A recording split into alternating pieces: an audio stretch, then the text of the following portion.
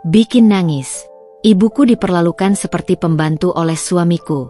Saat makan malam kuceraikan ia di depan keluarga besar. 1 tahun kemudian ia mengemis bantuan kepadaku dan ibuku. Halo Bunda, selamat datang kembali ya. Semoga Bunda semuanya dalam keadaan sehat dan bahagia ya. Sebelum masuk ke ceritanya silahkan Bunda-Bunda semuanya absen terlebih dahulu ya. Bunda semuanya dari daerah mana saja. Yang sudah subscribe semoga rezekinya lancar ya. Udara di ruang makan terasa hangat oleh aroma semur daging dan sayuran yang baru saja dihidangkan. Lampu kristal di atas meja makan memantulkan cahaya keemasan, menerangi wajah-wajah bahagia keluarga besar Mas Ardi yang duduk mengelilingi meja panjang. Aku, Dinda, duduk di sebelah suamiku dengan gaun kebaya biru muda yang sengaja kupakai untuk merayakan hari jadi pernikahan kami yang ketiga. Seharusnya ini momen bahagia. Tapi senyumku perlahan memudar ketika melihat ibuku.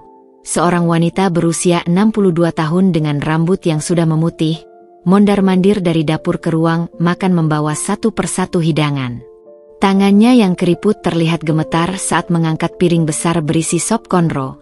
Makanan khas Makassar yang sengaja dimasaknya karena tahu Mas Ardi sangat menyukainya. Bu, tolong ambilkan aku air putih dingin.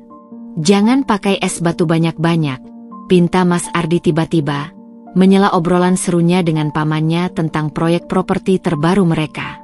Aku menahan napas. Ibuku yang sedang berjalan membawa semangkuk sambal terpaksa berbalik arah ke dapur lagi. Kulihat punggungnya yang sedikit membungkuk dan langkahnya yang tertatih. Mas, aku saja yang ambilkan, ujarku mencoba berdiri. Tapi Mas Ardi langsung menarik lenganku. Sudah, biar ibu saja. Kamu kan tamu utama hari ini, katanya sambil tersenyum, tapi matanya berkilat sinis. Di seberang meja, Tante Mira, adik ibunya Ardi, ikut menyeringai.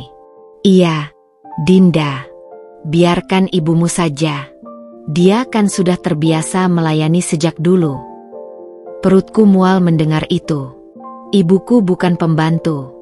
Dia adalah seorang pensiunan guru SD yang rela datang dari kampung hanya untuk membantuku mengurus rumah saat aku sibuk bekerja. Ketika ibuku kembali membawa segelas air, tangan Mas Ardi sengaja bergerak cepat sehingga gelas itu hampir jatuh. Aduh, Bu, hati-hati dong. Gelas ini mahal, tahu? Hardiknya dengan nada tinggi, membuat semua orang di meja makan terdiam. Wajah ibuku memerah. Maaf, Ardi. Ibu agak capek saja, bisiknya lemah sambil membersihkan tumpahan air kecil di taplak meja. Di saat itulah, sesuatu dalam diriku patah. Aku melihat ke sekeliling meja. Semua keluarga Mas Ardi hanya diam, beberapa malah tersenyum sinis. Tak seorang pun membela ibuku. Tanganku mengepal erat di bawah meja. Malam ini seharusnya perayaan cinta kami. Tapi yang terjadi justru pesta penghinaan terhadap orang yang paling berjasa dalam hidupku. Bu, ujarku tiba-tiba berdiri. Suaraku tegas meski lututku gemetar. Sudah, duduk saja di sini. Biar aku yang ambilkan apa yang mereka butuhkan.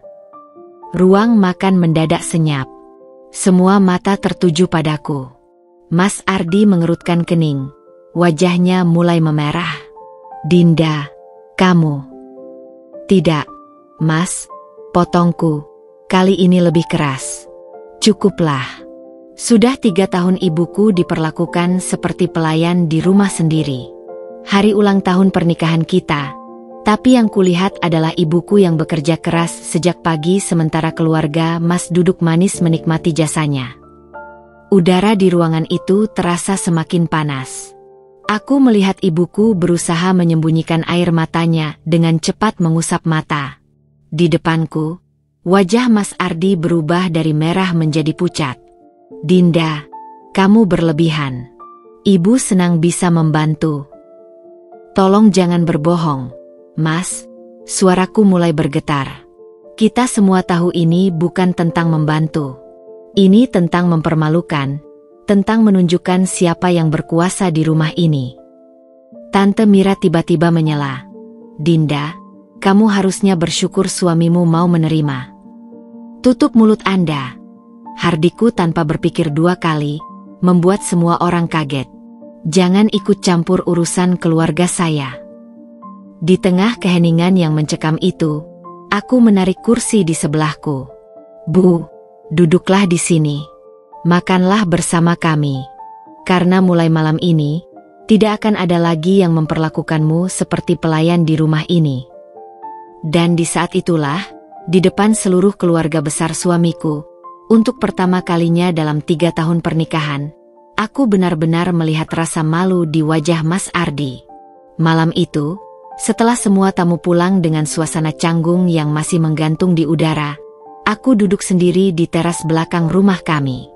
Angin malam berhembus pelan, membawa serta aroma bunga melati yang tumbuh di sudut taman. Aku menatap langit yang bertabur bintang sambil memegang erat album foto pernikahan kami yang kubawa dari dalam rumah. Halaman demi halaman kubuka, setiap gambar seakan membawa kembali kenangan yang dulu begitu indah. Di sana, ada foto Mas Ardi tersenyum manis saat melamariku di depan keluarga. Matanya yang teduh penuh kasih sayang ketika memakaikan cincin di jariku. Aku masih ingat betul bagaimana tangannya gemetar saat menyampaikan janji pernikahan. Keluargamu adalah keluargaku juga, Din. Bisiknya waktu itu sambil memeluk ibuku dengan hangat.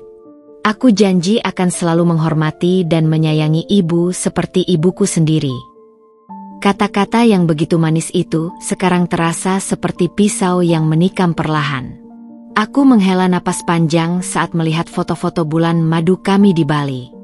Mas Ardi yang dengan sabar mengajari ibuku berenang di kolam hotel. Mas Ardi yang rela berjalan kaki jauh mencari warung makan Padang karena tahu itu kesukaan ibuku. Di foto itu, mereka terlihat begitu akrab, seperti ibu dan anak kandung. Lalu kenapa semua bisa berubah? Air mataku mulai menetes saat menemukan foto kami di rumah pertama ini.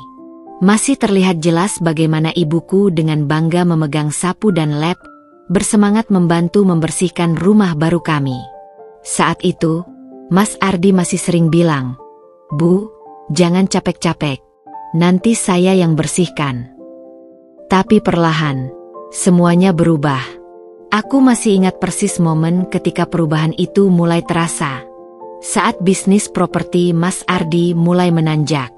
Proyek pertamanya sukses besar, dan tiba-tiba rumah kami selalu dipenuhi tamu-tamu penting. Awalnya hanya sesekali meminta bantuan ibuku menyiapkan makanan, lalu menjadi rutin. Dari sekadar membantu, berubah menjadi dianggap kewajiban. Yang paling menyakitkan adalah ketika Mas Ardi mulai memperlakukan ibuku berbeda di depan teman-teman bisnisnya. "Ah, biar saja pembantu saya yang menyiapkan, bos," katanya suatu hari pada kliennya sambil menunjuk ibuku yang sedang membawa nampan minuman. Aku membeku mendengarnya. Saat aku konfrontasi di malam hari, dia hanya tertawa. "Loh, kan biar terlihat profesional di depan klien. Lagian ibu juga tidak tersinggung kok." Tapi aku tahu ibuku tersinggung. Aku melihat matanya berkaca-kaca saat menyendiri di dapur malam itu. Tapi seperti biasa, ibuku hanya bilang, "Sudah, Din. Ibu ikhlas. Yang penting kamu bahagia." Kebahagiaan. Kata yang sekarang terasa begitu ironis. Aku menutup album foto itu dengan keras. Tak kuat lagi melihat semua kenangan indah yang sudah berubah menjadi pahit. Di balik jendela, kulihat bayangan Mas Ardi sedang mondar-mandir di ruang tamu. Mungkin masih marah setelah kejadian tadi malam. Tapi aku terlalu lelah untuk menghadapinya. Malam ini, untuk pertama kalinya dalam 3 tahun pernikahan, aku memilih tidur di kamar guest room, sambil memeluk erat bantal dan membiarkan air mata mengalir deras. Di luar, bulan purnama bersinar terang, seakan menyaksikan betapa rapuhnya bahtera rumah tangga kami yang dulu kami bangun dengan penuh cinta dan harapan. Matahari pagi menyinari kamar guest room melalui celah tirai, membangunkanku dari tidur yang tidak nyenyak. Mataku masih sembab, dan bantal yang kugenggam semalaman masih basah oleh air mata. Aku menarik napas dalam-dalam, mencoba mengumpulkan keberanian untuk menghadapi hari ini. Suara langkah kaki di lorong membuat jantungku berdegup kencang. Mas Ardi membuka pintu tanpa mengetuk. Wajahnya masih cemberut, tapi ada sedikit ketidaknyamanan di matanya. "Kamu mau tidur di sini sampai kapan?" tanyanya. Suaranya lebih datar dari biasanya. Aku duduk di tepi tempat tidur, menatap tanganku yang sedang meremas ujung selimut. "Kita perlu bicara, Mas," ujarku perlahan, mencoba menjaga suaraku tetap stabil. Dia menghela napas panjang lalu duduk di kursi dekat jendela. Sinar matahari pagi menyorot wajahnya yang masih tampak tampan. Tapi kini aku bisa melihat garis-garis kesombongan yang mulai mengeras di sekitar mulutnya. "Kamu benar-benar mempermalukanku tadi malam," mulainya. Suaranya mulai meninggi. "Di depan seluruh keluargaku. Aku yang mempermalukanmu." Potongku tiba-tiba. Suaraku lebih keras dari yang kurencanakan. "Atau justru kamu yang sudah bertahun-tahun mempermalukan ibuku?" Ruangan menjadi senyap. Mas Ardi terlihat seperti baru saja ditampar. "Apa yang kau maksud?" "Aku tidak pernah." "Setiap hari, Mas." Aku berdiri, tangan gemetar. "Setiap hari kau menyuruh ibuku mengambilkan ini itu seperti pembantu. Kau bahkan tidak pernah bilang terima kasih. Kau mengkritik masakannya di depan tamu. Kau membiarkan keluargamu memperlakukannya dengan tidak hormat." Dia berdiri dengan wajah memerah. "Itu hanya di kepalamu saja. Ibu tidak pernah mengeluh." "Karena dia ibu yang baik," teriakku, suaraku pecah. "Dia tidak akan pernah mengeluh karena tidak ingin merepotkanku. Tapi aku melihat semuanya, Mas. Aku melihat bagaimana dia menangis diam-diam di dapur. Aku melihat betapa lelahnya dia setiap malam." Mas Ardi berjalan mondar-mandir di kamar kecil itu, tangan di pinggang. "Kalau begitu kenapa tidak bilang dari dulu? Kenapa harus membuat drama di depan keluarga besar?" Sudah berapa kali aku mencoba bicara baik-baik, suaraku mulai bergetar. "Setiap kali aku angkat masalah ini, kau hanya menyepelekannya. Kau bilang aku terlalu sensitif. Kau bilang ibuku senang bisa membantu." Aku mengambil album pernikahan yang masih tergeletak di meja samping tempat tidur dan membukanya dengan kasar. "Lihat ini." Tunjukku pada foto kami bertiga saat pindah rumah. "Lihat bagaimana kau dulu memeluk ibuku. Lihat senyum tulusmu padanya. Apa yang terjadi dengan semua itu, Mas?" Dia melirik album itu sebentar lalu memalingkan muka. "Orang berubah, Dinda. Hubungan juga berubah. Ibu harusnya mengerti posisinya sekarang." "Posisinya?" Aku tercekat. "Apa posisinya menurutmu? Pembantu? Asisten rumah tangga?" "Bukan begitu," hardiknya. "Tapi ini rumah kita. Harus ada batasan." "Batasan?" Aku tertawa pahit.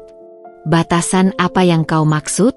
Batasan untuk tidak menghormati orang yang merawatku sejak kecil? Batasan untuk memperlakukan ibuku seperti manusia kelas 2? Dia menatapku tajam. "Kamu terlalu emosional. Kita bisa bicara lagi saat kamu sudah tenang." Aku menggigit bibirku sampai hampir berdarah. "Tidak, Mas. Tidak akan ada lagi pembicaraan tentang ini. Karena aku sudah memutuskan sesuatu." Dia berhenti di depan pintu, menoleh dengan tatapan waspada. "Apa?" "Mulai hari ini, tidak ada lagi yang akan memperlakukan ibuku seperti pelayan di rumah ini. Jika aku melihat sekali lagi kau atau keluargamu tidak menghormatinya, kita akan punya masalah besar." Wajahnya berubah merah padam. "Kamu mengancamku." "Bukan ancaman, Mas. Ini peringatan terakhir." Dia berdiri diam sejenak, lalu pergi dengan membanting pintu. Suara bantingan itu menggema di seluruh rumah, sekeras goncangan dalam pernikahan kami yang mulai retak. Aku terjatuh kembali ke tempat tidur, tubuh lemas. Di luar, kudengar ibuku berjalan pelan di lorong, mungkin mendengar semua pertengkaran kami.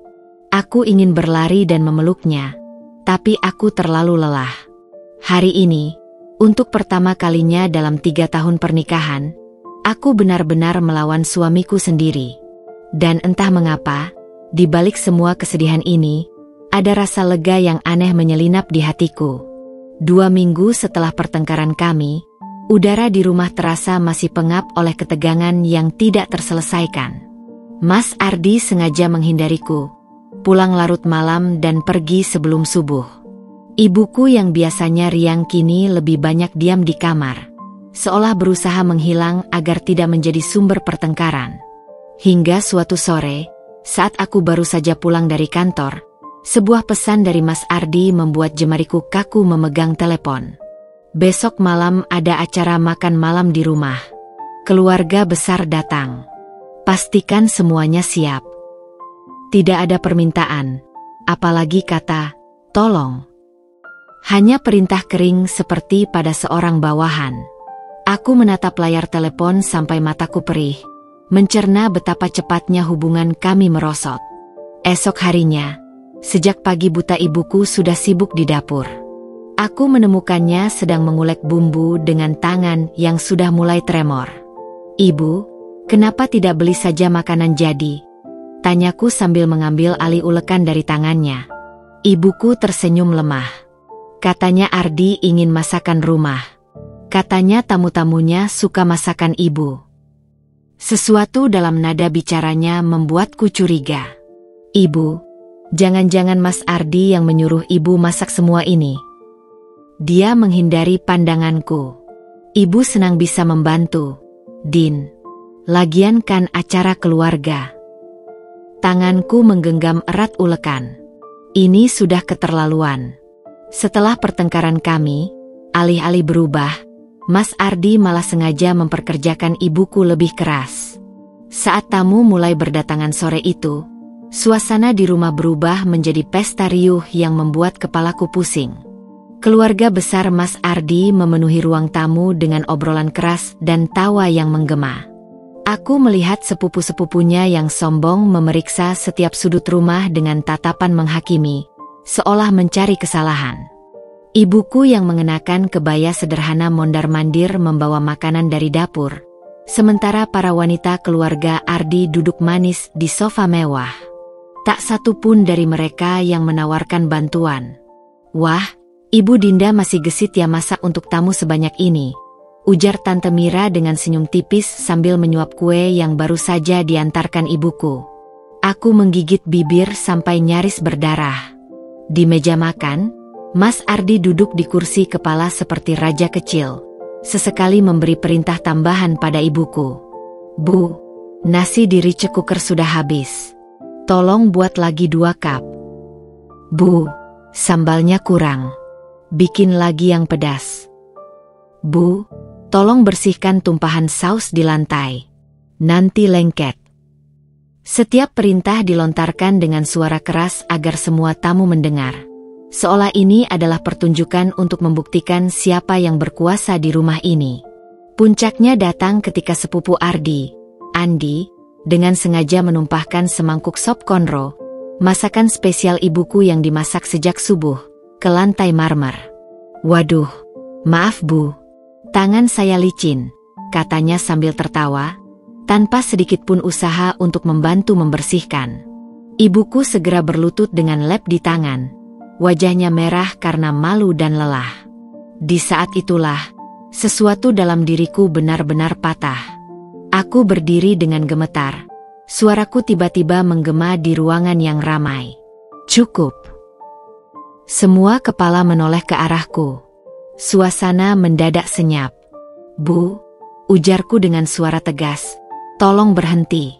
Duduklah di sini." Aku menarik kursi di sebelahku.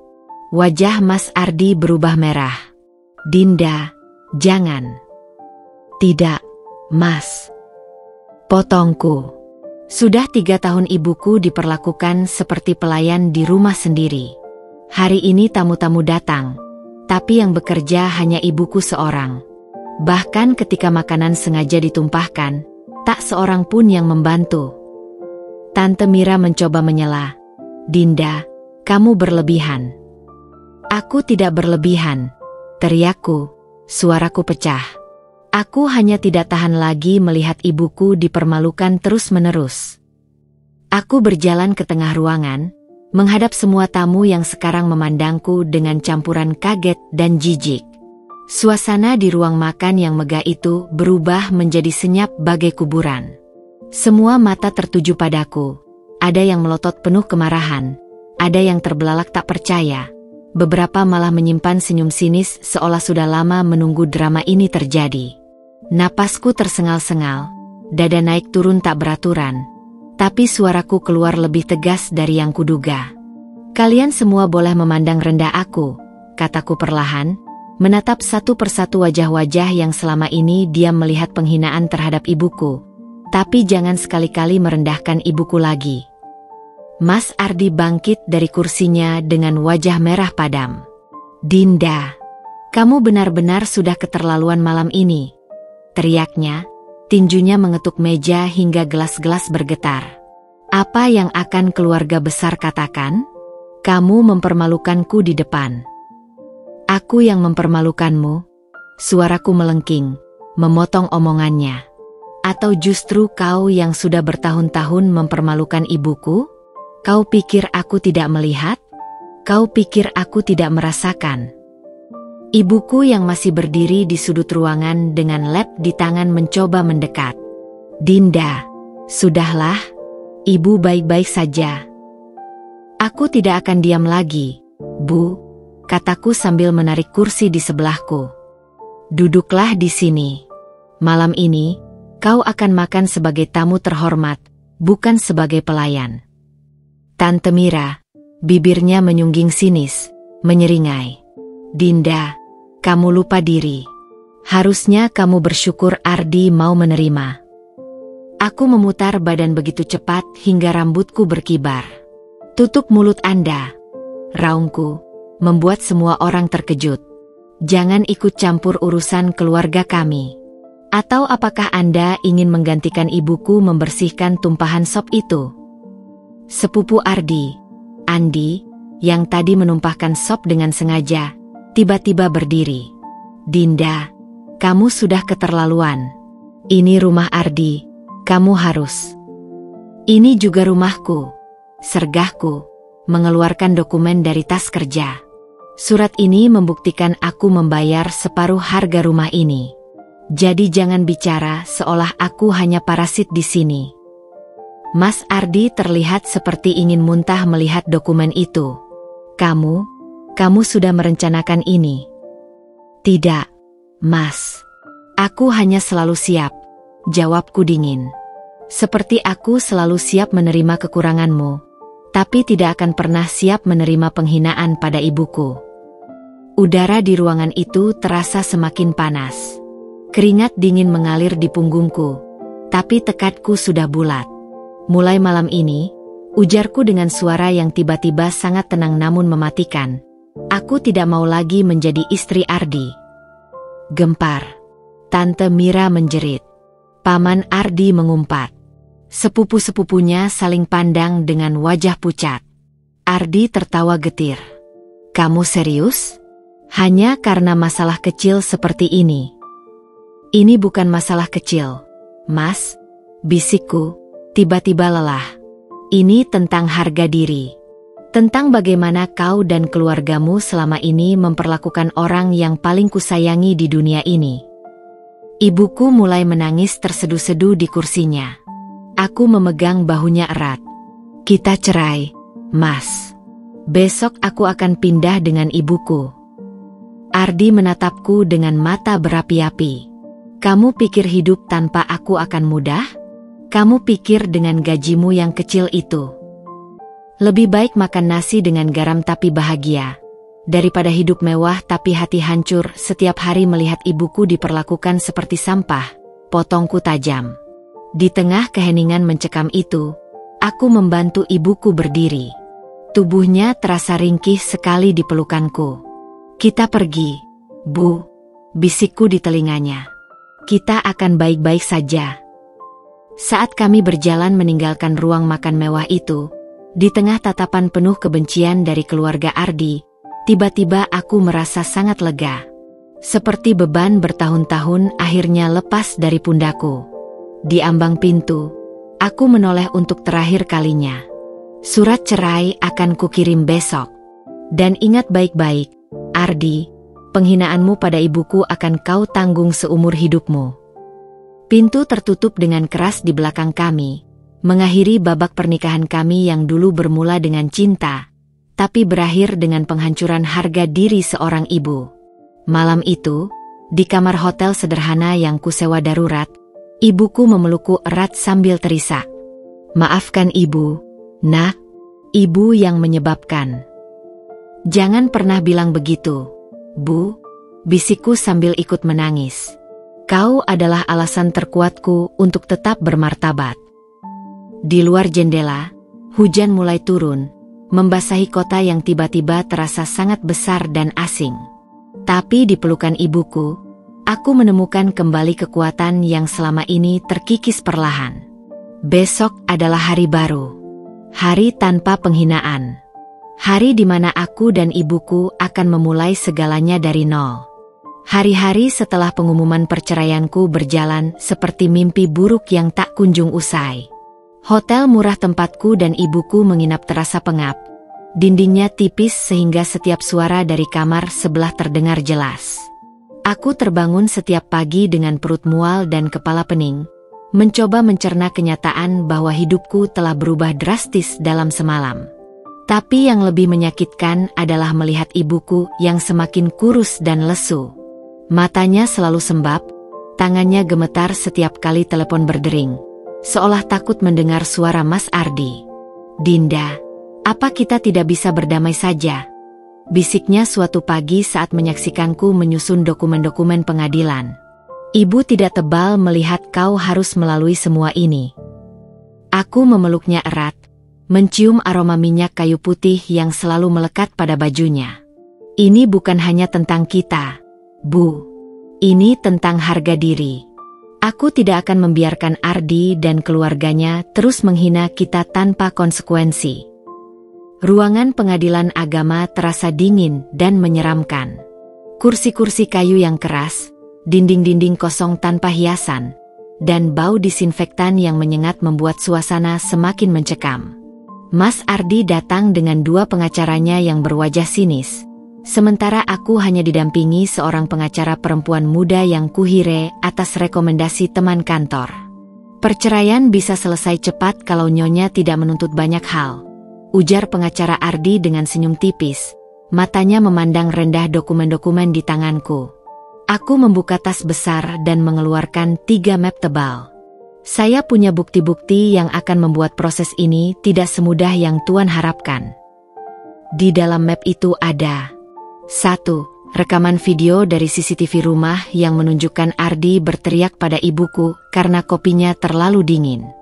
2. Pesan-pesan teks dari keluarga Ardi yang menghina keluargaku. 3. Bukti finansial bahwa aku ikut membeli rumah itu dengan uangku sendiri. 4. Testimoni dari tetangga tentang bagaimana Ardi sering mempermalukan ibuku di depan umum. Wajah Ardi berubah pucat ketika hakim mulai memeriksa bukti-bukti itu satu persatu. Ini rekayasa, protesnya.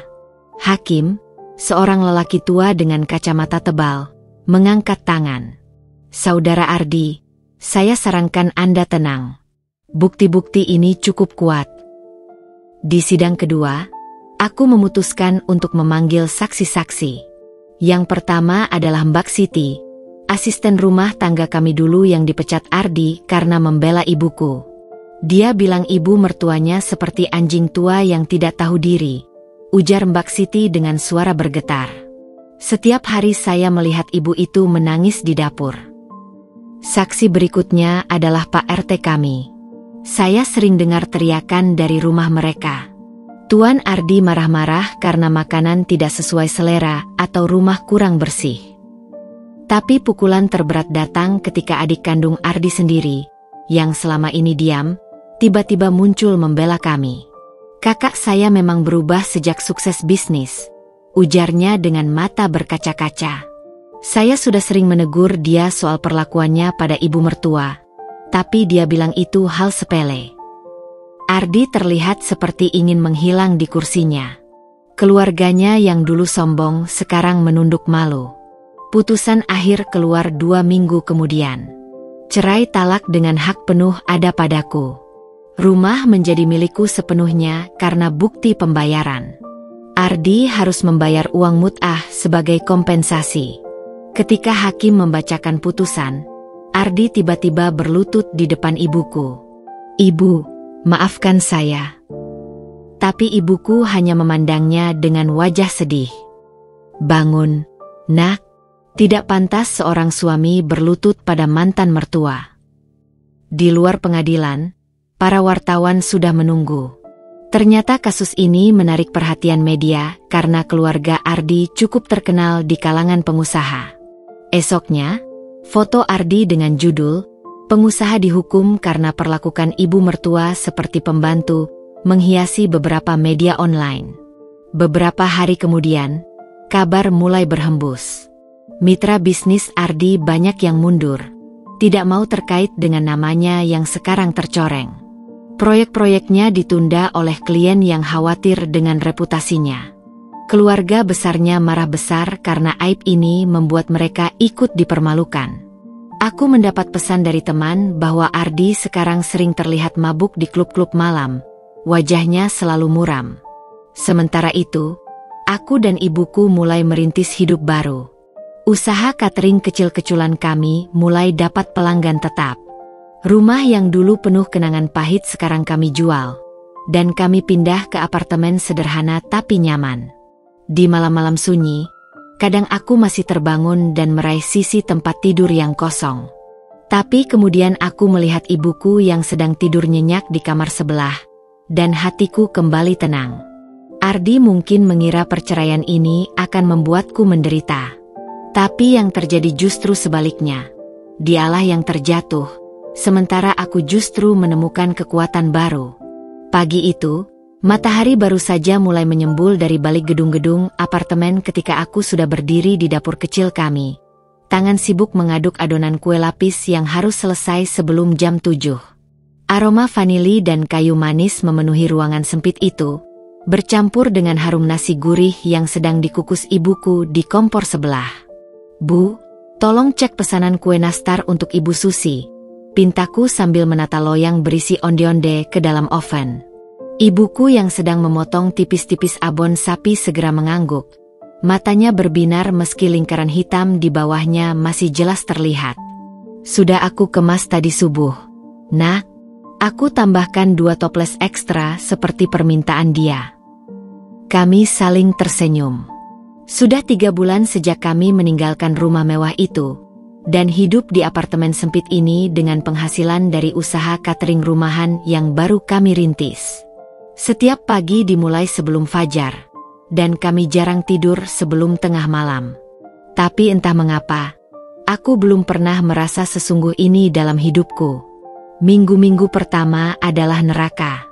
Dengan sisa uang dari penjualan rumah, kami menyewa apartemen 1 kamar di pinggiran kota. Dapur kecil itu menjadi markas kami. Awalnya, kami hanya menerima pesanan dari beberapa tetangga dan teman lama ibuku. "Kue bolunya terlalu padat, Bu," komentar seorang pelanggan di hari pertama. "Ikan asam pedasnya kurang tajam," ujar yang lain di hari berikutnya. Setiap kritikan seperti pisau yang menikam jantungku. Tapi ibuku selalu tersenyum sabar. "Kita harus belajar, Nak. Tidak ada usaha yang langsung sukses." Dia yang dulu guru SD, sekarang rajin mencatat setiap masakan yang pernah dibuatnya dalam buku resep tua. Aku yang dulu karyawan bank, sekarang jadi sales, delivery, sekaligus akuntan untuk usaha kecil kami. Suatu sore, ketika aku sedang menata brosur-brosur promosi di meja makan, teleponku berdering. "Dinda, ini Tante Lina, teman lama ibumu." Suara di seberang sana ramah. Aku dengar tentang kejadian dengan Ardi dan tentang usaha cateringmu. Dadaku sesak. Apakah dia akan mengejek kami? Kebetulan aku punya acara arisan besok. Bisa pesan nasi kotak untuk 30 orang. Aku nyaris menjatuhkan telepon. Ini order besar pertama kami. Esok harinya, kami bekerja tanpa henti sejak pukul 3 pagi. Ibuku memasak dengan semangat yang belum pernah kulihat sejak sebelum pernikahanku. Saat menatanya ke dalam kotak-kotak cantik, tanganku gemetar. "Tenang, nak," bisik ibuku sambil menyeka keringat di dahiku. "Kita bisa." Ternyata, nasi kotak kami sukses besar. Tante Lina memuji di grup arisannya. Dan dalam seminggu, pesanan mulai berdatangan dari teman-temannya. Di tengah kesibukan baru kami, kabar tentang Ardi masih sampai ke telingaku. Dengar-dengar bisnis propertinya bangkrut, bisik Mbak Siti, mantan asisten kami yang sekarang sering membantu di dapur. Katanya banyak mitra yang mundur sejak kasus pengadilan itu viral. Aku hanya mengangguk, mencoba tidak menunjukkan betapa bergetarnya tanganku. Bulan-bulan berikutnya seperti mimpi. Usaha kami berkembang pesat. Dari hanya menerima pesanan kecil-kecilan, sekarang kami sudah punya karyawan tetap 2 orang. Apartemen 1 kamar kami naik tingkat menjadi 3 kamar di lantai atas. Di suatu pagi yang cerah, ketika kami sedang sarapan bersama, ibuku dengan teh manisnya, aku dengan kopi hitam kesukaanku, tiba-tiba ibumu berkata, "Dulu waktu kau memutuskan cerai, aku takut kau akan menderita. Tapi sekarang..." Matanya berkeliling melihat apartemen kami yang sederhana tapi hangat. Aku justru melihat anak perempuanku tumbuh menjadi wanita yang lebih kuat. Air mataku jatuh ke dalam kopi. Tidak ada kemenangan yang lebih manis dari pengakuan ini. Di luar jendela, matahari bersinar terang, seakan menyetujui kata-kata ibuku. Kami mungkin tidak lagi punya rumah mewah atau mobil mewah seperti dulu. Tapi kami punya sesuatu yang lebih berharga. Kebahagiaan yang kami ciptakan sendiri, dengan keringat dan air mata kami sendiri. Cahaya neon klub malam itu menyilaukan mata, memantulkan bayangan Mas Ardi yang sedang duduk sendirian di bar, menatap kosong ke dalam gelas whisky yang sudah hampir habis. Bau alkohol dan parfum menyengat memenuhi udara lembab ruangan itu. Suara musik elektronik yang keras membuat kepala berdenyut-denyut. Sudah 3 bulan sejak perceraian kami, tapi setiap kali mendengar kabarnya, selalu saja tentang kehancuran yang semakin dalam. Aku mengetahui semua ini dari Rani, teman kuliah dulu yang kebetulan bekerja di bank tempat Ardi mengajukan pinjaman terakhirnya. Dia datang dengan pakaian lusuh. "Din," bisik Rani melalui telepon suatu malam, suaranya bergetar antara iba dan jijik. Dia berteriak pada teller karena pinjamannya ditolak. Bilang semua orang di kota ini tidak tahu diri, bahwa dia adalah Ardi Wijaya, pengusaha properti ternama. Aku menarik napas dalam-dalam, menatap dinding apartemen kecil kami yang sekarang sudah mulai dipenuhi foto-foto kebahagiaan baru. Dan bagaimana reaksinya ketika tahu pinjamannya ditolak? "Dia menghancurkan vas bunga di lobi," jawab Rani. "Polisi datang, tapi dia kabur sebelum ditangkap." "Dinda," aku lihat sendiri matanya. Dia seperti orang yang sudah kehilangan segalanya tapi terlalu sombong untuk mengakui. Keesokan harinya, media sosialku dibanjiri pesan dari teman-teman lama. Mereka mengirimkan tangkapan layar akun Instagram Ardi yang tiba-tiba aktif lagi setelah bulanan vakum. Aku membukanya dengan jari yang gemetar. Ada foto Ardi berdiri di depan mobil sport baru, kacamata hitam mewah menutupi matanya yang sayu. Kaptionnya, "Hidup terus berjalan. Yang hilang akan diganti dengan yang lebih baik." Yang membuatku tersentak adalah foto berikutnya. Seorang wanita muda dengan gaun ketat berwarna merah berdiri di sampingnya, tangan tergantung di bahu Ardi. Captionnya lebih menyakitkan. "Bersyukur dapat mutiara baru. Rina_Ayunda, calon istri kedua yang jauh lebih baik dari yang pertama." Perutku mual. Rina Ayunda. Aku mengenalinya. Dia adalah salah satu model yang sering muncul di majalah bisnis, terkenal karena sering berganti-ganti pacar pengusaha kaya. Ibuku yang melihat wajahku pucat segera mengambil ponsel itu. Matanya menyipit membaca unggahan Ardi, lalu tiba-tiba ia tertawa. Bukan tawa bahagia, tapi tawa getir yang membuat bulu kuduku berdiri.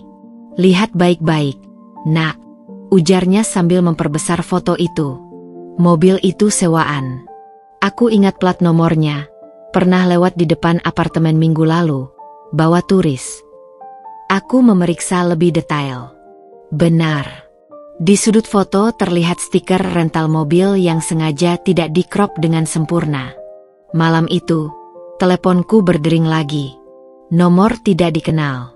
Dinda. Suara Ardi di seberang sana parau, hampir tidak bisa dikenali. Kamu lihat Instagramku?" Aku menahan napas. "Ya." "Bagaimana pendapatmu?" Suaranya tiba-tiba bersemangat, seperti anak kecil yang ingin pamer mainan baru. "Ardi," ucapku perlahan, mencoba menahan amarah. "Apa tujuanmu menelepon? Untuk menyakiti aku? Untuk membuktikan bahwa kau bisa move on lebih cepat?" Diam sejenak. Lalu tiba-tiba suaranya berubah, menjadi lebih rendah, lebih rapuh. Aku hanya ingin kamu tahu bahwa aku baik-baik saja. Bahwa aku tidak." "Berhenti berbohong, Ardi," potongku. Suaraku lebih keras dari yang kurencanakan. "Aku tahu mobil itu sewaan. Aku tahu bisnismu bangkrut. Aku bahkan tahu kau baru saja ditolak pinjaman di bank karena kolateralmu sudah habis." Suara terisak di seberang sana membuatku terkejut. Kau bahagia melihatku seperti ini?" bisiknya. Suaranya pecah. Aku menutup mata, tiba-tiba merasa sangat lelah. "Tidak, Ardi. Aku tidak bahagia. Aku hanya tidak peduli lagi." 2 minggu kemudian, ketika aku sedang belanja bahan kue di pasar swalayan, seseorang menarik lengan bajuku dari belakang. "Dinda." Aku berbalik dan hampir tidak mengenalinya. Ardi berdiri di hadapanku dengan baju kemeja yang kusut, matanya merah, dan bau alkohol masih melekat meski sudah siang hari. Wajahnya yang dulu selalu tersisir rapi, sekarang dipenuhi janggut pendek yang tidak terurus. "Kamu baik-baik saja?" tanyaku, tidak bisa menyembunyikan kejutan. Dia menggeleng, lalu tiba-tiba air matanya mengalir. "Rina meninggalkanku. Dia tahu aku sudah tidak punya uang. Keluargaku malu mengakuiku. Aku tidak tahu harus kemana lagi." Di saat itulah, untuk pertama kalinya sejak perceraian kami, aku melihat Ardi bukan sebagai mantan suami yang menyebalkan, tapi sebagai manusia yang hancur oleh kesombongannya sendiri. Aku menarik napas panjang. "Ardi, dengar. Kamu butuh pertolongan profesional. Bukan dariku, tapi dari..." Tiba-tiba dia memelukku, tubuhnya gemetar. "Aku menyesal, Dinda. Aku menyesal semuanya. Tolong beri aku kesempatan lagi." Di antara rak-rak supermarket yang penuh orang itu, aku perlahan melepaskan pelukannya. "Tidak, Ardi. Beberapa kesalahan tidak bisa diperbaiki. Tapi aku tidak ingin melihatmu hancur seperti ini." Aku merogoh dompetku, mengeluarkan kartu nama psikiater temanku. "Temui dia. Tolong, untuk dirimu sendiri." Ardi menerima kartu itu dengan tangan gemetar. Air matanya jatuh di atas nama yang tercetak di sana. Ketika aku berbalik pergi, aku mendengar isakannya yang terakhir. "Dinda, aku benar-benar mencintaimu. Aku hanya terlalu bodoh untuk menyadarinya." Tapi langkahku tidak berhenti. Karena kadang, cinta tidak cukup untuk menyembuhkan luka yang terlalu dalam. Dan terkadang, orang harus benar-benar jatuh ke dasar sebelum bisa bangkit lagi. Hujan deras mengguyur kota malam itu, Butir-butir air menghantam jendela apartemenku seperti suara tembakan kecil yang tak henti-hentinya. Aku duduk di sofa dekat jendela, menatap rintik hujan yang membasahi jalanan sepi sambil memegang erat secangkir teh chamomile yang sudah setengah dingin. Telepon di tanganku masih menyala, menampilkan pesan terakhir dari adik Ardi yang membuat dadaku sesak. "Kak, Ardi dirawat di RS Jiwa. Dokter bilang dia depresi berat. Dia terus meneriakkan namamu. Aku tidak tahu harus berbuat apa lagi." Jari-jariku gemetar mengetuk layar, menutup pesan itu tanpa bisa membalas. Di meja sebelahku, ibuku sedang sibuk menghitung uang hasil penjualan kue hari ini, tapi aku tahu perhatiannya sepenuhnya tertuju padaku. "Kau ingin menjenguknya?" tanyanya tiba-tiba, suaranya lembut tapi tegas.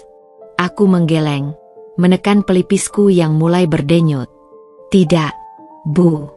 Hubungan kita sudah selesai." Tapi ibuku meletakkan uang-uang itu, bangkit dan duduk di sebelahku. Tangannya yang hangat memegang pundakku. "Tapi kau masih peduli. Itu yang membuatmu gelisah." Aku menutup mata, mencoba menahan air mata yang tiba-tiba terasa panas. Aku benci diriku sendiri karena masih merasa kasihan padanya setelah semua yang dia lakukan. Keesokan harinya, berita di koran lokal membuatku tersedak sarapan. Pengusaha properti muda bangkrut, aset disita bank. Foto Ardi yang diambil diam-diam oleh paparazzi menunjukkan wajahnya yang pucat dan tak bercukur saat keluar dari gedung bank, dikelilingi oleh debt collector yang wajahnya sengaja diburamkan. Mbak Siti yang sekarang menjadi asisten tetap kami membawa koran itu sambil menggeleng. Dulu dia selalu bilang orang miskin tidak punya harga diri. Sekarang lihatlah. Tapi yang lebih mengejutkan adalah telepon dari pengacara Ardi siang itu. "Nyonya Dinda, saya tahu ini tidak pantas, tapi keluarga Ardi memohon bantuanmu." Aku nyaris menjatuhkan telepon. "Bantuan apa?" Ardi mencoba bunuh diri tadi malam. Dia menelan pil tidur sambil mabuk. Sekarang diicu. Lantai seakan bergerak di bawah kakiku. Dan keluarga sudah tidak punya uang untuk biaya rumah sakit. Asuransinya tidak mencakup percobaan bunuh diri. Aku memejamkan mata, melihat kembali wajah Ardi muda yang dulu memintaku menikah dengannya di taman kampus. Wajah yang penuh harapan dan cinta, sebelum kesuksesan dan kesombongan merusaknya. Rumah sakit itu berbau antiseptik dan keputusasaan.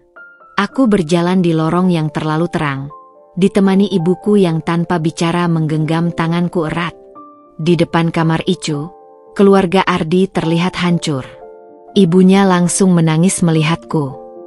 "Dinda, maafkan kami, maafkan Ardi."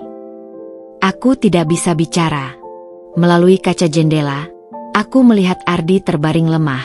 Selang infus menancap di tangannya yang dulu selalu terlihat perkasa.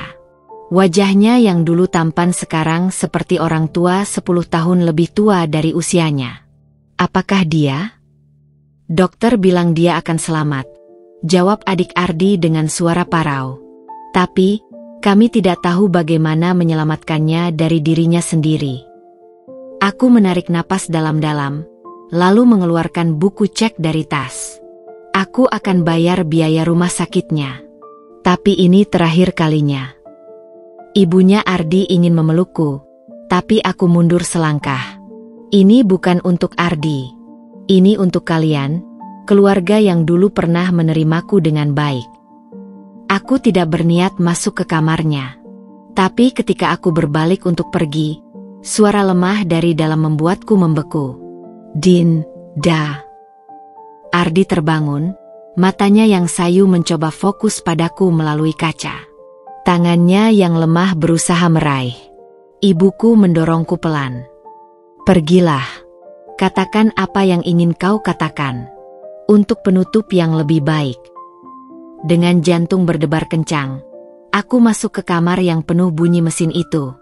Bau obat-obatan menyengat hidungku. Ardi mencoba tersenyum, tapi yang keluar hanya air mata. Kau datang. Aku berdiri di samping tempat tidurnya, tidak menyentuhnya. Aku hanya ingin memastikan kau baik-baik. Kau masih membenciku. Aku melihat ke jendela, di mana hujan mulai turun lagi. Tidak, Ardi. Aku tidak membencimu. Aku hanya tidak bisa memaafkan apa yang kau lakukan pada ibuku. Pada kami. Dia menutup mata, air matanya membasahi bantal. Aku gila. Aku hancurkan segalanya. Ya, kau hancurkan, bisikku. Tapi kau masih punya waktu untuk memperbaiki dirimu sendiri. Bukan untukku, tapi untukmu.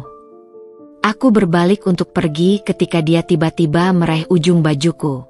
Dinda, tolong. Aku tidak kuat sendirian.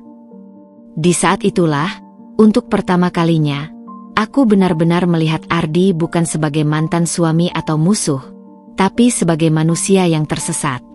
Kau tidak sendirian, Ardi, ujarku sambil melepaskan genggamannya.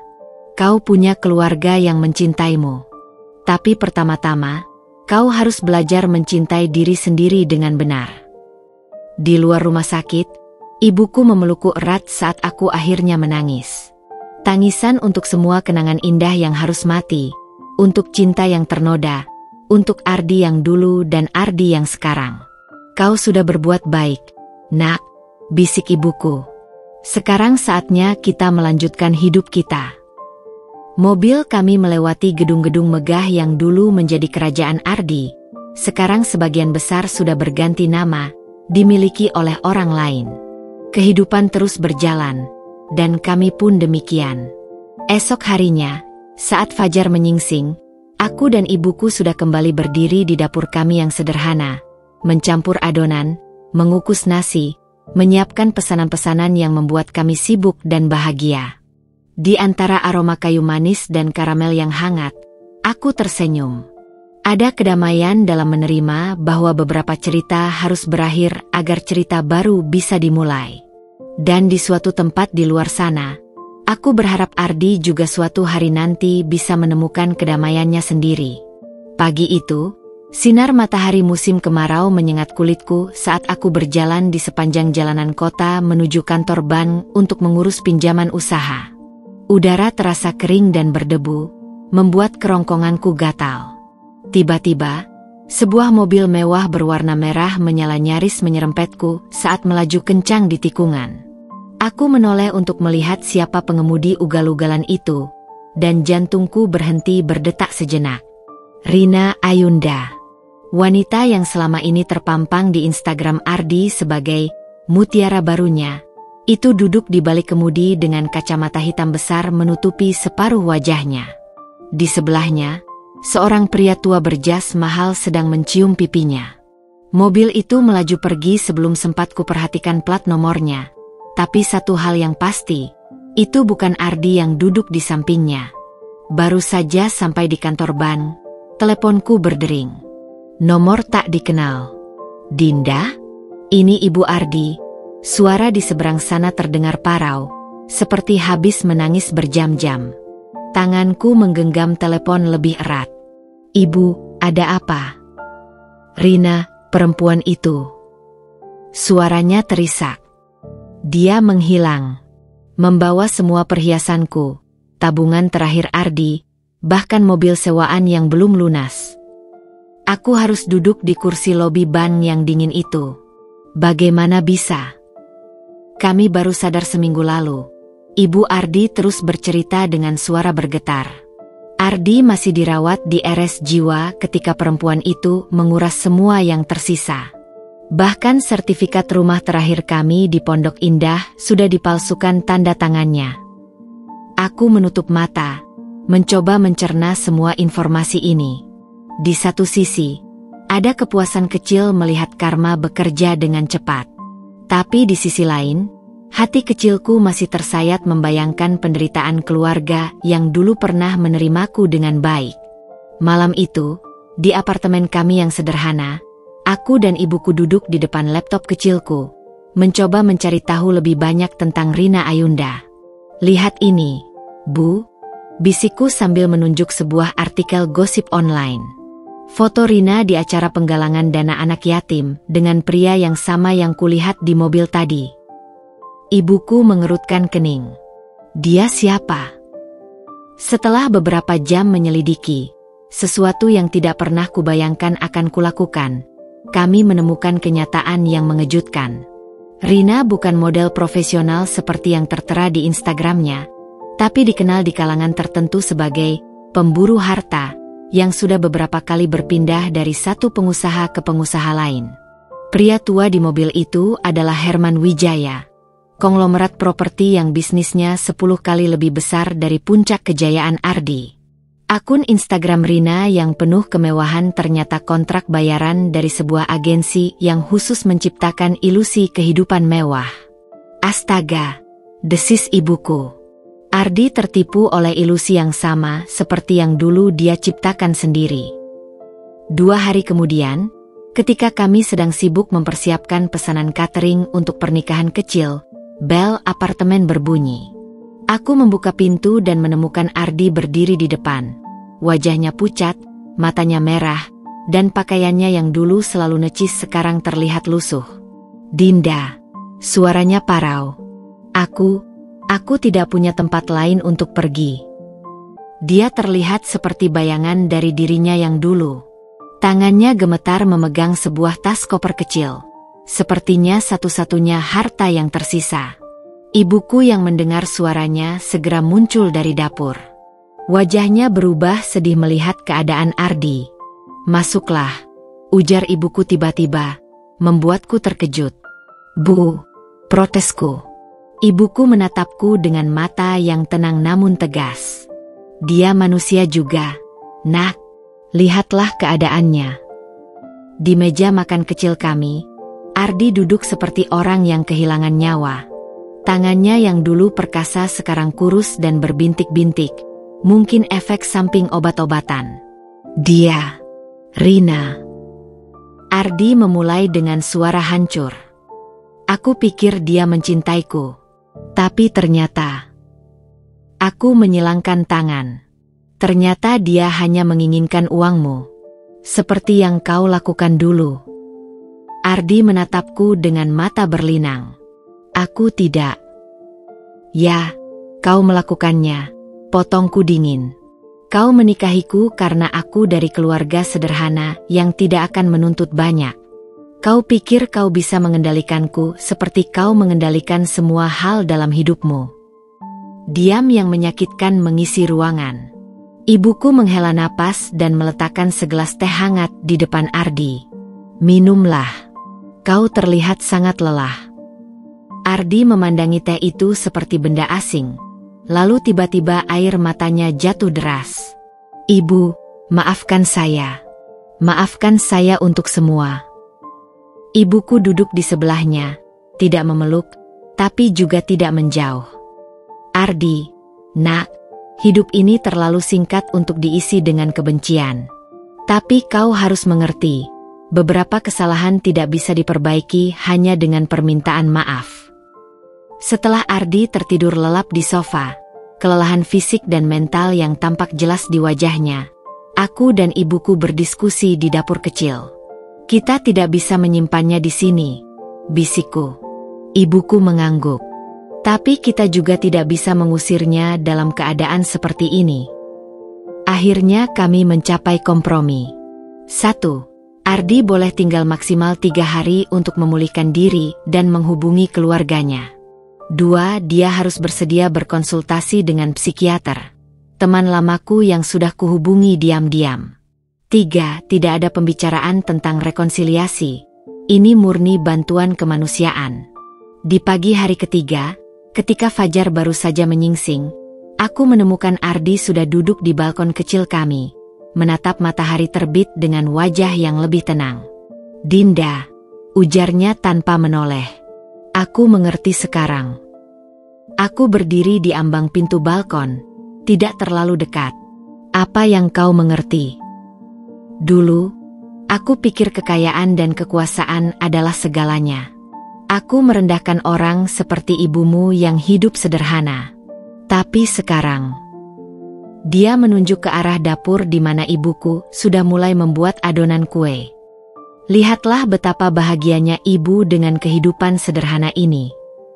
Aku tidak menjawab. Biarlah dia menyelesaikan pencerahannya sendiri. Perempuan seperti Rina, lanjut Ardi dengan suara serak, adalah cermin dari diriku yang dulu. Hanya tertarik pada kemewahan, tidak peduli bagaimana mendapatkannya. Dia akhirnya menoleh padaku, matanya jernih untuk pertama kalinya sejak aku mengenalnya. Aku tidak memintamu memaafkanku, tapi terima kasih. Terima kasih sudah memberiku pelajaran terakhir ini. Ketika taksi yang kami pesan datang menjemputnya untuk membawanya ke klinik rehabilitasi, Ardi menunduk hormat pada ibuku, gestur yang tidak pernah kulakukan sebelumnya. Selamat tinggal, Ardi, bisikku saat pintu taksi tertutup. Mobil itu menjauh, membawa serta bab terakhir dari kisah cinta kami yang sudah lama mati. Dan untuk pertama kalinya sejak perceraian, aku merasa benar-benar bebas. 3 bulan kemudian, sebuah artikel di koran membuatku tersedak teh pagiku. Model palsu tertangkap kasus penipuan berjamaah. Foto Rina yang mengenakan rompi tahanan terpampang besar, bersama 5 wanita lain yang ternyata bagian dari sindikat penipuan berpola sama. Aku melipat koran itu perlahan, tersenyum kecil. Hidup memang mempunyai caranya sendiri untuk menyeimbangkan segalanya. Sementara di dapur, ibuku sedang tertawa lepas mendengar kabar dari bank bahwa pinjaman usaha kita disetujui.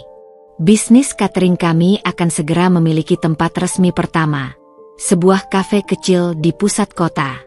Dan untuk pertama kalinya dalam hidup, aku benar-benar mengerti arti kebahagiaan yang sebenarnya. Musim hujan telah tiba, dan rintik-rintik air yang jatuh di jendela kafe kecil kami menciptakan irama yang menenangkan. Aku sedang menyusun laporan keuangan di meja belakang ketika bel pintu berbunyi. Angin basah membawa aroma petricor, bau tanah yang terkena hujan, bersama dengan sosok yang tak asing lagi. Ardi. Dia berdiri di ambang pintu, mengenakan jas hujan sederhana yang jauh berbeda dari jas-jas mahal yang dulu biasa dipakainya. Rambutnya yang dulu selalu tersisir rapi sekarang dibiarkan ikal alami, dan yang paling mencolok, senyumnya yang hangat, tanpa sedikit pun kesan sombong yang dulu selalu melekat. Dinda, sapanya pelan, suaranya lebih dalam dari yang kuingat, seolah telah melalui banyak hal sejak pertemuan terakhir kami. Tanganku membeku di atas kalkulator. Seluruh tubuhku seperti dialiri listrik, antara ingin lari dan ingin tahu. Ardi, kau sudah keluar dari rehabilitasi. Dia mengangguk, matanya yang jernih menatapku tanpa pretensi. Lulus dengan predikat terbaik, candanya ringan, tapi segera serius kembali. Aku ingin bicara, jika kau punya waktu. Kami duduk di sudut paling sunyi kafe. Di dekat jendela tempat kami bisa melihat hujan turun dengan derasnya. Aroma kopi dan kayu manis mengisi udara di antara kami. Aku tidak akan meminta maaf lagi. Mulanya, tangan melingkari cangkir teh chamomile yang dipesannya. Minuman yang sama yang selalu ibuku sajikan untuknya dulu.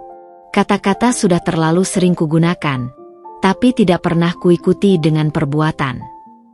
Aku mengamatinya dengan cermat. Ada sesuatu yang berbeda dari caranya memandang. Tidak lagi mengintimidasi. Tidak lagi penuh tuntutan. Lalu apa yang kau inginkan sekarang? Tanyaku, berusaha menjaga suaraku tetap datar. Dia menarik napas dalam-dalam. Pertama, aku ingin mengembalikan ini. Dari tas sederhananya, dia mengeluarkan sebuah amplop coklat.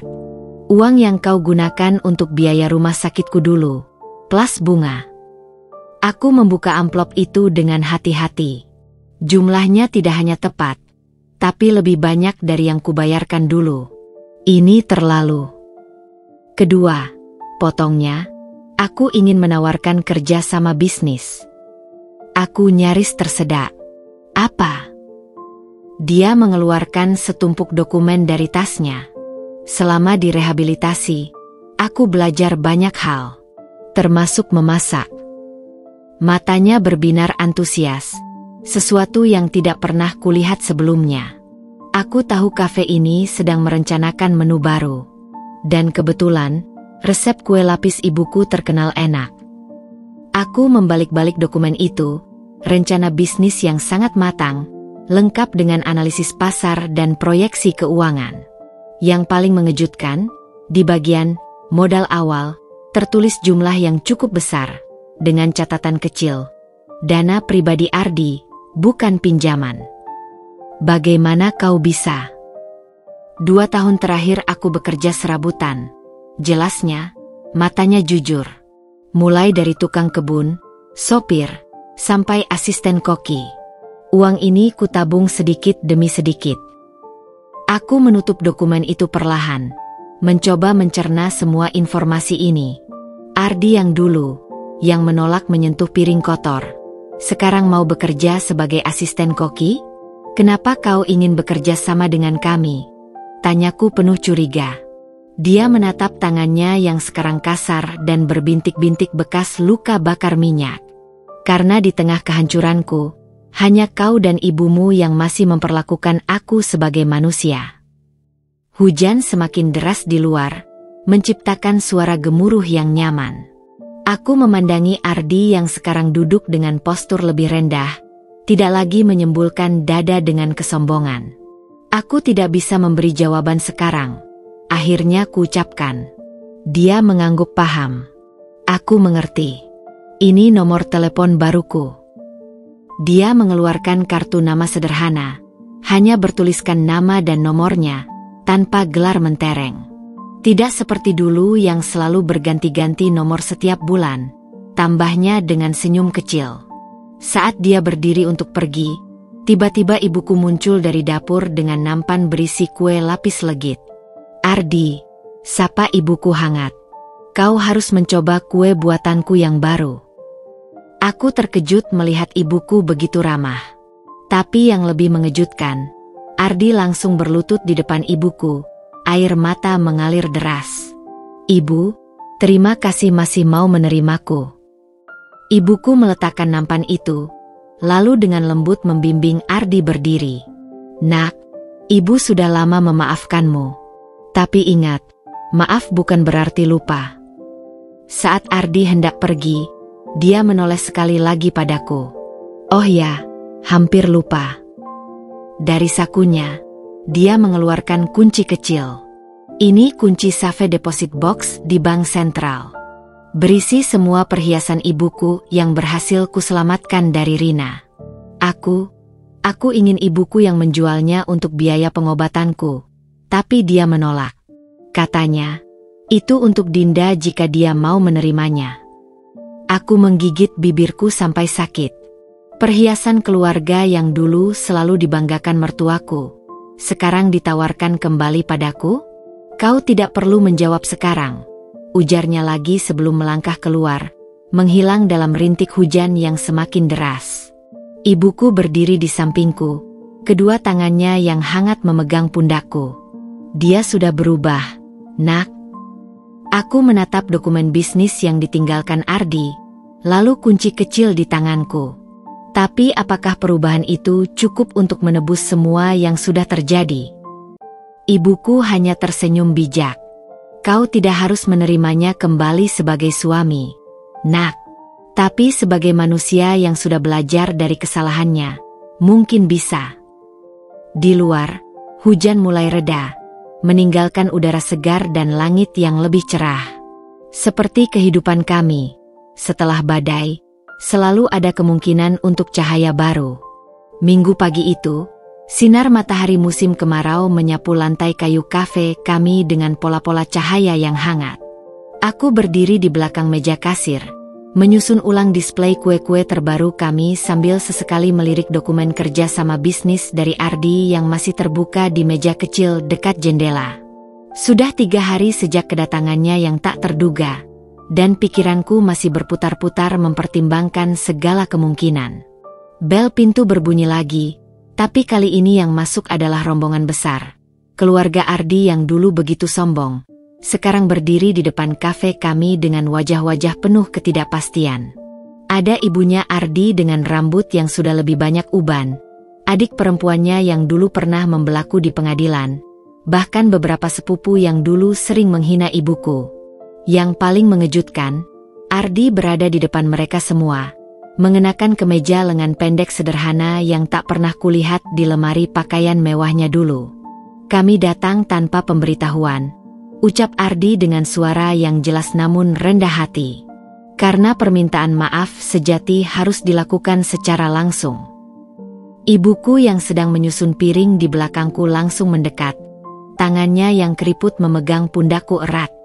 Aku bisa merasakan getaran kecil di jarinya, campuran antara kejutan dan kekhawatiran. Tanpa diduga, Ardi tiba-tiba berlutut di lantai kafe kami yang bersih, membuat beberapa pelanggan lain terkesiap. "Dinda, Ibu." Suaranya bergetar tapi jelas terdengar oleh semua orang di ruangan itu. Aku berdiri di sini bukan sebagai Ardi yang dulu yang kalian kenal, tapi sebagai manusia yang sudah menyadari semua kesalahannya. Dia menunduk dalam-dalam, dahinya hampir menyentuh lantai. "Aku memohon maaf atas semua penghinaan, semua perlakuan buruk, semua air mata yang pernah aku sebabkan." Ibunya Ardi yang berdiri di belakang mulai menangis terseduh-seduh. "Kami juga minta maaf," ujarnya sambil memegang tangan adik Ardi. "Kami sebagai keluarga seharusnya bisa mengingatkannya lebih awal." Aku berdiri membeku, melihat pemandangan yang tak pernah kubayangkan bisa terjadi ini. Ardi, pria yang dulu begitu bangga akan status dan gengsinya, sekarang berlutut di depan umum, mengakui semua kesalahannya tanpa sedikit pun alasan. Ardi bangkit perlahan, lalu menganggukkan kepala pada keluarganya. Adik perempuannya maju membawa sebuah kotak kayu besar. "Ini," ujar Ardi sambil membuka kotak itu dengan hati-hati, "adalah koleksi resep keluarga kami yang turun-temurun." Di dalamnya terlihat tumpukan kertas-kertas tua yang sudah menguning, beberapa bahkan tampak seperti dokumen antik. Selama direhabilitasi, aku menyadari satu-satunya warisan berharga dari leluhurku bukanlah harta atau nama besar, tapi pengetahuan ini. Dia mengulurkan kotak itu ke arah ibuku. "Ibu, aku tahu resep kue lapis ibu sudah terkenal enak. Tapi mungkin ibu bisa mempertimbangkan untuk mencoba beberapa variasi dari resep keluarga kami." Ibuku menerima kotak itu dengan tangan gemetar. Saat membuka halaman pertama, matanya langsung berbinar. Ini resep kue lapis Betawi asli tahun 1920. Ardi tersenyum kecil. "Kakek buyutku adalah pedagang rempah yang sering berlayar ke Betawi. Resep itu didapatkannya langsung dari seorang ahli masak di pelabuhan Sunda Kelapa." Aku masih belum bisa bicara, tapi kakiku akhirnya bergerak mendekati Ardi. "Kenapa sekarang?" tanyaku pelan, hanya untuknya sendiri. "Kenapa baru sekarang kau melakukan semua ini?" Matanya yang jernih memandangku dalam-dalam. Karena butuh kehilangan segalanya untuk menyadari apa yang benar-benar berharga. Dia tidak mencoba menyentuhku, tidak memohon belas kasihan. Hanya berdiri di hadapanku dengan segala kerendahan hatinya yang baru. Adik Ardi tiba-tiba maju ke depan dan memelukku erat. "Kakak, kami benar-benar berubah. Lihatlah." Dia menunjukkan foto di teleponnya. Gambar Ardi sedang memasak di dapur umum untuk tunawisma. Dia mulai melakukan ini sejak keluar dari rehabilitasi. Tanpa pamer di media sosial, tanpa ingin diketahui orang. Seluruh keluarga kemudian duduk bersama di meja besar kafe, menikmati hidangan yang disiapkan ibuku. Suasana yang dulu penuh ketegangan sekarang berubah menjadi kehangatan yang tak kusangka bisa terjadi. Ardi duduk di ujung meja, sesekali menjelaskan asal-usul beberapa resep kuno keluarganya. Cara bicaranya yang dulu selalu penuh kesombongan sekarang berubah menjadi kisah-kisah menarik penuh makna. Saat semua orang sibuk bercengkerama, dia mendekatiku pelan. "Aku tidak berharap apapun darimu, Dinda," bisiknya. "Tapi aku ingin kau tahu, perubahan ini nyata, dan akan kujaga seumur hidupku." Aku melihat ke arah ibuku yang sedang asyik berdiskusi tentang resep dengan Ibu Ardi. Melihat senyum lebar di wajahnya yang dulu seringkali murung di rumah mewah kami. Kafe kami buka pukul 7 besok pagi, ujarku akhirnya. Kalau kau serius dengan tawaran kerja sama bisnis itu, datanglah tepat waktu. Ardi tersenyum. Bukan senyum kemenangan seperti dulu, tapi senyum syukur yang sederhana. Aku akan datang lebih awal.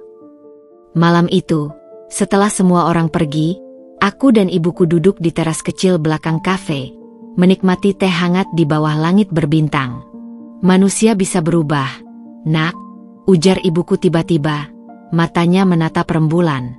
Tapi memberi kesempatan kedua bukan berarti melupakan semua luka. Aku mengangguk pelan. Aku tahu, Bu. Aku hanya ingin melihat sejauh apa perubahan itu. Ibuku memegang tanganku erat. Kau bijaksana. Lebih bijaksana dari ibumu di usiamu. Di kejauhan, suara azan Isya berkumandang, mengingatkanku pada satu hal. Bahwa pengampunan adalah hak setiap manusia yang menyesal. Tapi membangun kembali kepercayaan adalah proses yang membutuhkan waktu.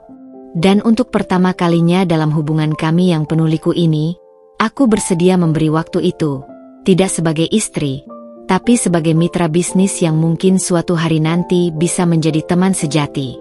Pukul 6.30 pagi, fajar baru saja merekah ketika aku tiba di kafe dengan langkah gugup. Kabut tipis masih menyelimuti jalanan sepi, dan udara pagi yang dingin membuatku menarik napas dalam-dalam. Aku membuka pintu belakang dengan kunci yang gemetar di tanganku, mempertanyakan keputusanku untuk memberikan kesempatan ini pada Ardi. Tapi begitu lampu dapur menyala, aku terkejut. Ardi sudah berada di sana, berdiri di depan kompor dengan apron sederhana, tangannya lincah mengaduk adonan di wajan. Aroma kayu manis dan vanili memenuhi ruangan. Kau sudah di sini sejak kapan? Tanyaku, meletakkan tas dengan kaku. Dia menoleh, wajahnya bersinar oleh keringat dan pancaran api kompor. Sejak jam 4, jawabnya sambil menyeka dahinya dengan lengan. Aku ingin mencoba resep turun-temurun keluargaku, kue lapis legit dengan sedikit modifikasi. Aku mendekat, melihat tumpukan kue yang sudah jadi di atas meja marmer. Warnanya coklat keemasan sempurna, lapisannya rapi sekali. Kusadari resep ini mirip dengan yang biasa ibu buat, lanjut Ardi dengan suara rendah. Tapi ada sedikit perbedaan di rempah-rempahnya. Aku berharap ibu mau mencicipi dan memberi masukan. Ibuku datang setengah jam kemudian, terkejut melihat Ardi sudah bersiap di dapur. Aku menyaksikan dari jauh saat Ardi dengan rendah hati mempersilakan ibuku mencicipi kuenya. Ibuku mengambil sesuap kecil, mengunyah perlahan. Matanya terpejam, seolah mencoba menangkap setiap rasa. Enak, akhirnya dia berkata, tapi... Ardi langsung bersiap dengan pensil dan kertas. Apa yang kurang, Bu? Garam, jawab ibuku. Resepku selalu pakai sedikit garam laut, untuk menguatkan rasa manisnya. Ardi segera mencatat, wajahnya berseri-seri seperti murid yang mendapat pelajaran berharga. Aku akan coba lagi besok pagi. Aku memicingkan mata, mencoba memahami perubahan drastis ini. Ardi yang dulu selalu meremehkan masakan ibuku, sekarang dengan tulus meminta pendapatnya. Siang itu, saat kafe mulai ramai, seorang pelanggan tua tiba-tiba berteriak dari meja dekat jendela. Pelayan, kemarilah. Ardi yang sedang membersihkan meja segera menghampiri. Ada yang bisa saya bantu, Pak? Pelanggan itu, seorang pria berjas mahal yang sering datang, menyentak piring di hadapannya. Kue lapis ini terlalu manis. Tidak seperti biasanya. Seluruh kafe menjadi hening. Aku bergegas mendekat, tapi Ardi sudah lebih dulu membungkuk hormat. Saya minta maaf, Pak. Saya yang membuat kue itu pagi ini. Saya masih belajar. Biar saya ganti dengan yang baru, dan tidak akan kami kenakan biaya. Pelanggan itu terkejut, tidak menyangka mendapat respons seperti itu. Kau baru di sini? Ardi mengangguk. Ya Pak, saya magang belajar dari pemilik kafe. Aku melihat bagaimana tangan Ardi menggenggam erat handuk kecil di pinggangnya, tanda bahwa dia berusaha keras menahan egonya. Tapi tidak ada kemarahan di wajahnya, hanya penyesalan tulus. Saat istirahat sore, aku menemukan Ardi duduk sendirian di bangku belakang kafe, kepalanya tertunduk. Tadi kau baik sekali pada pelanggan itu, kataku, duduk di sampingnya. Dia mengangkat bahu. Dia benar. Aku memang membuat kue itu terlalu manis. Ardi yang kukenal dulu akan menyuruhnya keluar dari kafe. Dia tertawa getir. Ardi yang dulu adalah orang bodoh. Matanya menatap jauh ke depan. Aku mulai mengerti sekarang. Rendah hati bukan berarti lemah. Mengakui kesalahan justru membutuhkan keberanian lebih besar. Angin sore berhembus pelan, membawa aroma bunga melati dari kebun tetangga. Aku melihat tangannya yang sekarang kasar dan berbintik-bintik bekas minyak panas. Tangan yang dulu selalu sempurna dengan kuku terawat. Kenapa kau benar-benar berubah, Ardi? Tanyaku pelan. Dia menatap telapak tangannya sendiri. Karena di saat paling hancur, ketika semua orang meninggalkanku, termasuk Rina yang kupercayai, kau dan ibumu justru memberiku secangkir teh hangat. Minggu-minggu berikutnya menjadi ujian berkelanjutan bagi kami semua. Ardi datang tepat waktu setiap pagi, bekerja tanpa mengeluh, dan, yang paling mengejutkan, mulai membantu membersihkan kafe setelah jam tutup. Suatu malam, saat kami sedang menghitung pendapatan harian, tiba-tiba dia mengeluarkan selembar cek dari saku apronnya. Ini untuk bahan baku bulan depan, ujarnya, menyerahkan cek dengan nominal yang cukup besar. Aku terkejut. Ini dari mana? Dari menjual jam tangan koleksiku yang terakhir. Jawabnya sederhana. Aku sadar benda-benda mewah itu tidak berarti apa-apa dibandingkan kerja nyata. Ibuku yang mendengar itu langsung berlinang air mata. Nak, kau tidak harus. Tapi aku ingin. Bu, potong Ardi lembut. Ini bukan untuk menebus kesalahan, tapi investasi untuk masa depan kita. Kata, kita, itu menggantung di udara, penuh dengan makna dan kemungkinan yang belum terdefinisikan. Di penghujung bulan, ketika kafe kami mendapat penghargaan kecil dari komunitas bisnis lokal, Ardi berdiri di belakang, menolak untuk difoto bersama. Ini prestasi kalian, bisiknya padaku. Aku hanya membantu. Tapi ibuku menariknya paksa ke depan. Kau bagian dari keluarga kami sekarang, nak. Ardi terlihat seperti ingin menangis saat kamera mengklik. Dan di detik itu, aku menyadari sesuatu yang mengubah segalanya. Aku tidak lagi melihatnya sebagai mantan suami yang menyebalkan, tapi sebagai manusia baru yang sedang berjuang menjadi versi terbaik dari dirinya. Malam itu, sebelum pulang, Ardi memberiku sebuah buku catatan kecil. Ini semua resep turun-temurun keluargaku yang sudah kuterjemahkan dan kusempurnakan dengan masukan ibumu, ujarnya. Aku ingin kau yang menyimpannya. Aku membuka halaman pertama, dan menemukan tulisan tangannya yang rapi. Untuk Dinda tercinta. Terima kasih telah mengajariku arti kerendahan hati yang sesungguhnya. Aku tidak berharap apapun, kecuali bisa terus belajar darimu. Dan di sudut kecil hatiku yang masih tersembunyi, sesuatu yang lama terpendam mulai bangkit kembali. Bukan cinta lama, tapi benih baru dari sebuah penghargaan yang lebih dalam. Pagi itu, embun masih menempel di dedaunan pohon jati depan kafe ketika aku menyusun kontrak kerja di meja kayu tua kami. Kertas-kertas itu terasa berat di tanganku, bukan karena fisiknya, tapi karena beban keputusan yang harus kuambil. Ardi duduk di seberangku, tangannya yang dulu halus kini penuh bekas luka kecil dari pisau dapur dan minyak panas, mencengkeram erat secangkir kopi hitam. Ini syarat-syaratnya, ujarku, menyerahkan dokumen itu padanya. Suaraku sengaja kubuat datar, Profesional. 1. Masa percobaan 3 bulan. Dia akan bekerja sebagai asisten koki, belajar langsung dari ibuku.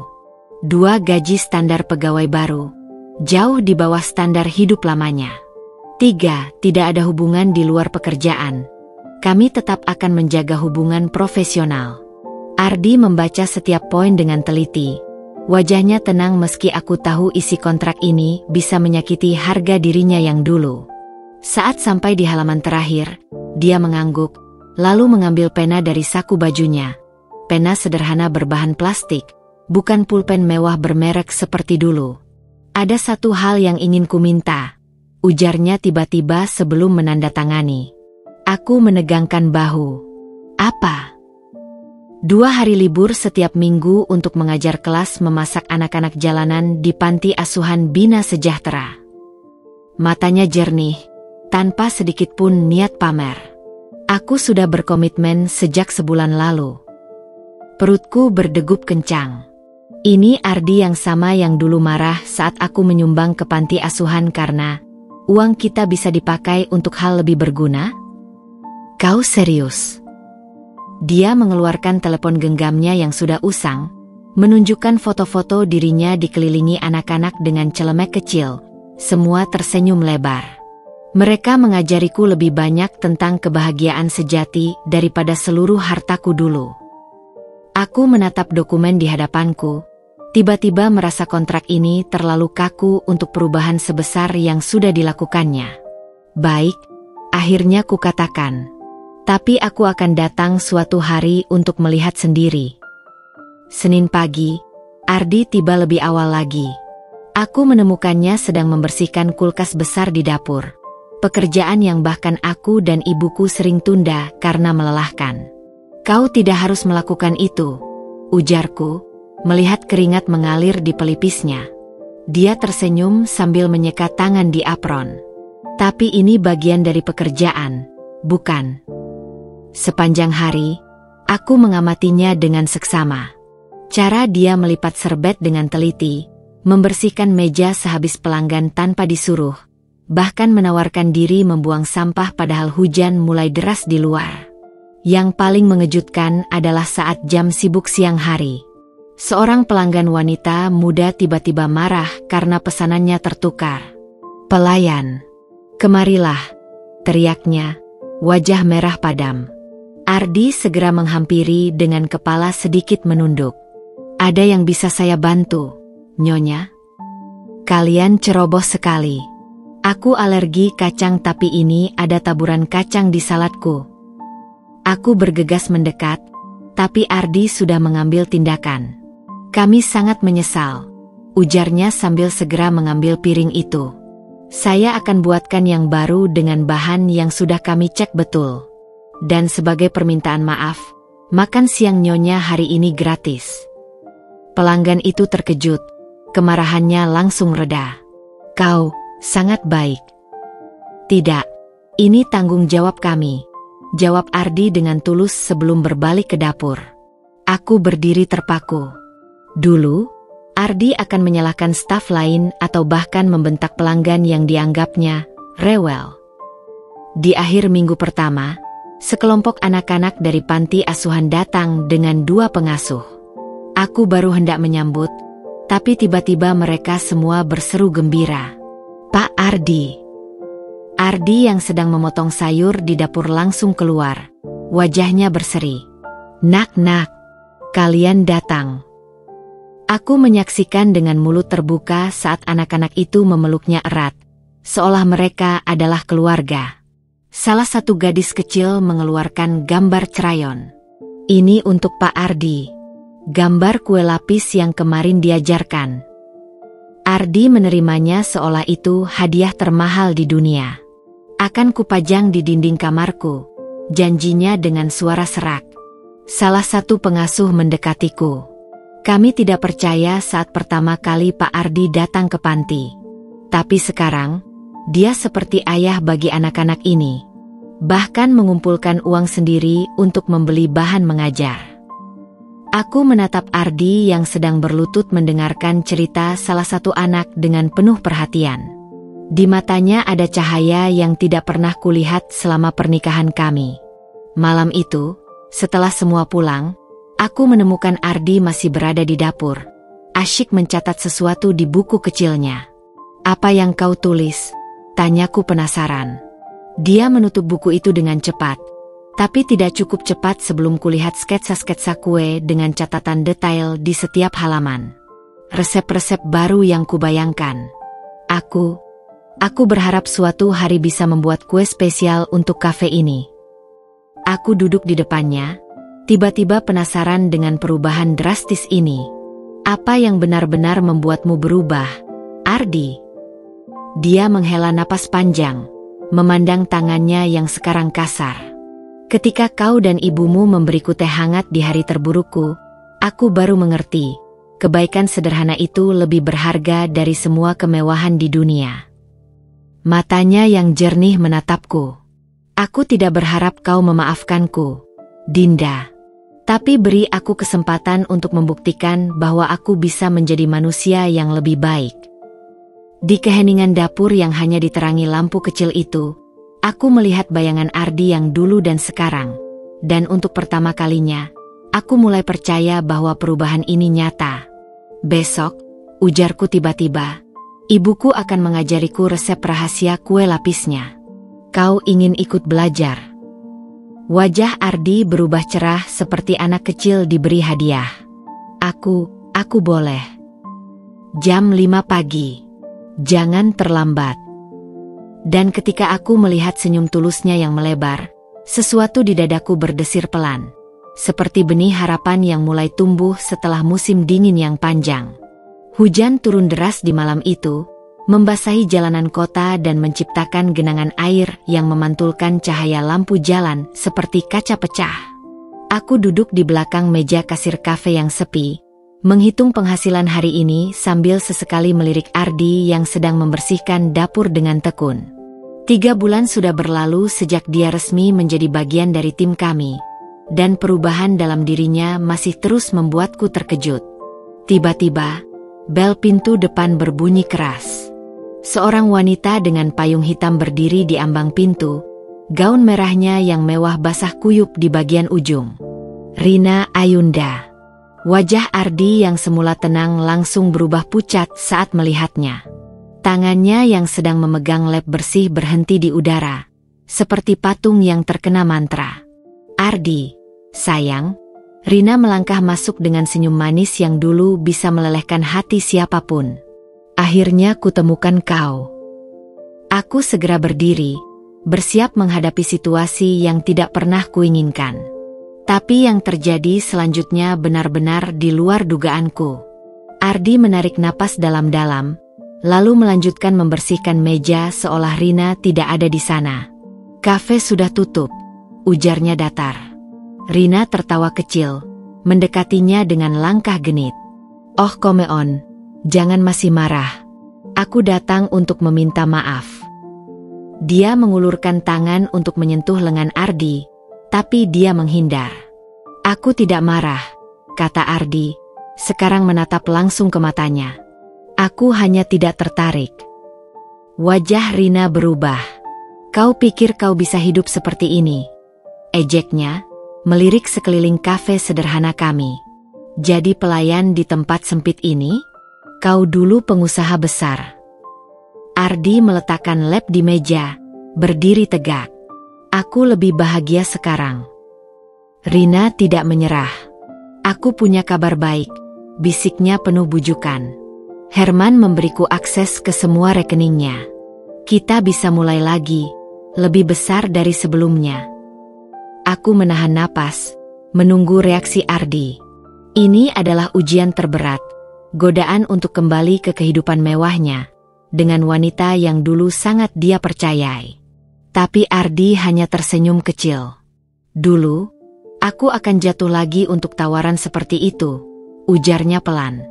"Tapi sekarang aku tahu, kebahagiaan tidak bisa dibeli dengan uang, dan cinta sejati tidak akan pernah memintamu mengorbankan harga diri." Dia berbalik ke arahku, matanya berbinar dengan keyakinan yang tidak pernah kulihat sebelumnya. Aku sudah menemukan tempat yang tepat untukku. Dan orang-orang yang benar-benar peduli. Rina tertawa sinis. Kau sudah jadi orang lemah. Tidak, bantahku tiba-tiba, maju ke depan. Dia justru menjadi orang terkuat yang aku kenal.